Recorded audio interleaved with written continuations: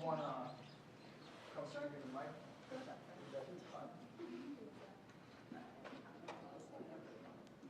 My name is Katrina Kilgore. I've been involved with this for the past several months, and I was actually at the county council meeting last night. County council is trying to kind of force the hand of the Port Authority right now. They introduced a resolution yesterday evening that the drink tax, which they give them every year to help with the Port Authority's funding, is supposed to match the state funding which they receive. And being that the Port Authority currently does not plan on using the entire $45 million which they were given in Band-Aid funding this fiscal year, but rather stretch it out over the 18 months. The President introduced a resolution that they will actually cut back the amount of drink tax funding that they would receive this year. By cutting back the funding that they receive this year, they are hoping that then that will force the Port Authority to use all $45 million in the funding this year. There was then a committee meeting with the Port Authority this morning at which Mr. Bland said that he will then have to look into further cuts in April if this is the case. It has created quite a quarrel between the two of them already. The resolution from the county council has been put on to the committee, the finance committee, and there is to be another meeting next Tuesday. But in the meantime, this is all just kind of hanging in limbo yet again, which is why there is an even more urgent need that we do go to Harrisburg. I don't know what exactly will happen with county council with it, but they are trying that by doing this, it will hopefully push Harrisburg to take more action immediately. Thanks for sharing that. I wasn't aware. Guess we're going to have to do a little bit more research. And by the way, I'm going to be sending these things out to you guys electronically. I'll send it on to Neil and she'll send it out to everybody so you guys can have that. There's a couple of articles that were put out in the court, posted that today that you should be able to get more information from. So I guess I'll do that and hopefully you guys, it's really important to it's interesting she asked that question and that's the type of question that you don't want to have asked on that day. No, it's true, it's true. So that's sort of the reason why just this packet type of thing and all those frequently asked questions, also look at that. Because you really want to be aware of what's going on. It makes you seem like a more aware and educated citizen. And it's not like you're just going there to just, you know, hey, I want this, I want that. It's like, hey, I know about this. This is really important to me. And hopefully you can do something about it. So hopefully, we'll be sure to make sure to let you guys know about the details of that and how that's going to affect things. It's a little dual thing right there. Not maybe chicken a little bit, but yeah. Does anybody else have any questions? No? Then excellent. Thank you guys. And you guys can always reach out to me. I'll be around if you have any other questions.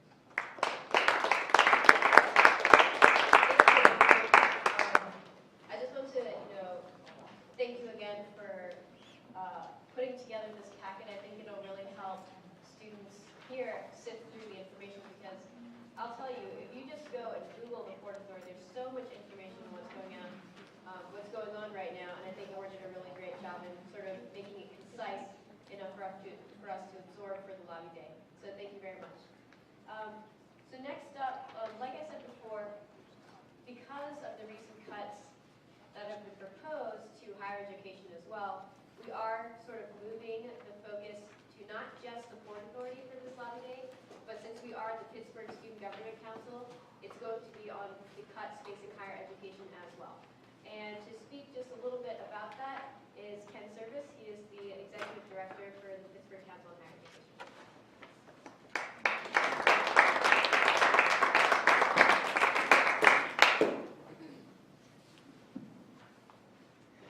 Before I get specifically into issues about higher education, just want to emphasize a couple things that Omar said because I think it's very important. Probably the most important thing is that you are not in Harrisburg as lobbyists. You are in Harrisburg as constituents. Being a lobbyist is not a bad thing, and actually legislators do listen to lobbyists because more often than not, lobbyists end up doing a lot of the research that the legislators need to make decisions on legislation that's in front of them. but they very much listen to constituents. And whether that means you're an immediate constituent of their district or you're a voter in Pennsylvania, you're a constituent and they will listen to you. So that's very important to keep in mind. The other thing is you don't have to be an expert. You need to be knowledgeable on the subject, but they're not going to expect you to know every single detail of legislation or issues or things of that sort. The other side of that, though, is you need to know, such as the thing that you mentioned about county council, especially if it's an issue that's been in the news media about Port Authority or about funding for higher education. They will expect you to be keeping track of these issues. So very much possible that they would ask, well, what do you think of what county council is doing? The irony is county council is trying to do that in the hopes that the governor will relent and provide more money for public transit. People on county council are apparently the only ones in the world who believe that's possible to happen. The other thing to keep in mind is I know you have a list and it indicates who's on the transportation committee. The other list I would suggest you check these names against is who's on the appropriations committee, because they have a very big say in what that final budget is going to look like. Senator Jay Costa, for instance, is on the list here. He is the Democratic chair of the Appropriations Committee in the Senate. So he's the kind of person that you want to, if possible, try to get in touch with. And I think I see that you have some people meeting with him, so which is good. The other thing to probably keep in mind, if they have a D after their name, they're going to be more sympathetic to what you have to say than if they have an R after their name. That's just kind of the way it works right now. But I would emphasize the public-private partnership bill that's being discussed is very near and dear to the hearts of many of the Republican members of the legislature.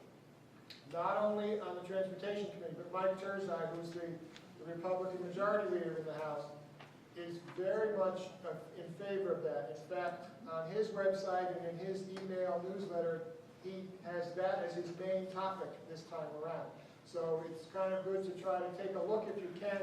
Most of these legislators have a website. Before you go, the last day or two before you go to see them, take a look at what's on that website and what their key issues are so that you can be, aware of the hot buttons that they have when you go and talk to them. To talk just a little bit about the higher education situation, which is pretty dire at the moment if you're at a state-related institution or a state system institution. Part of what's happening there is several things. One is that there's not enough money, so cuts have to happen somewhere. The second is there is not going to be a huge public groundswell for higher education. Just looking at it realistically, 2/3 of the people who live in Pennsylvania do not have college degrees or don't have children who have college degrees. So they're not going to be too concerned that somebody they don't know has to pay more tuition if it means they have to pay less tax. And that's one of the things that the Republican legislatures are counting on, that there is not going to be a real outcry in favor of this. What that means is that we in higher education have to build coalitions of others who are going to be impacted ultimately by this. We have to get the message out that the cuts going on now really are going to shortchange future generations of Pennsylvanians. That the current generation may survive them, but what is it going to do for opportunities down the road for everybody's children and grandchildren? And is Pennsylvania going to maintain the innovation it needs to compete for jobs and companies and those kinds of things? So when you talk to legislators about the higher ed cuts, tell them about your own personal situations, because that resonates with legislators and what it could mean to you, in fact, if tuition has to go up, or if you have to work right now to pay your tuition, what that means. Ultimately, if you work 20 hours, are you going to have to work 30 if tuition gets raised significantly? Those are good things, but also express your concern for others, not just your own personal situation when you talk about that. I guess the other thing I would suggest, the talking points here about Pitt are very good. And I know the source because I was at the Chancellor's press conference, but they are very reasonable. A couple of things I would suggest.